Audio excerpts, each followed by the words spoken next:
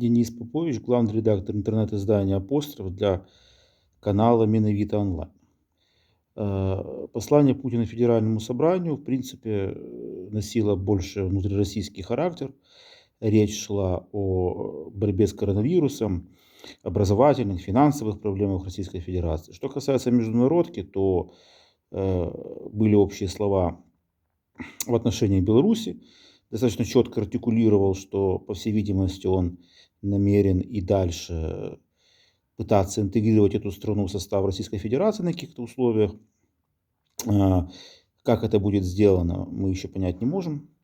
Вполне возможно, что Беларусь останется на политической карте, но она будет фактически в вассальном подчинении у России.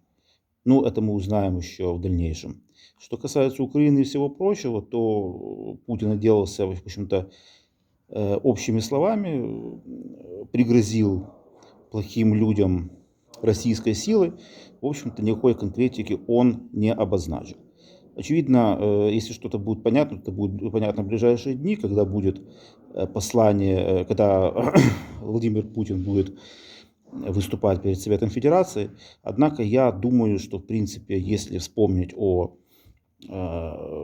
последних днях, когда нарастало военное напряжение, то сейчас можно утверждать, что оно постепенно будет спадать.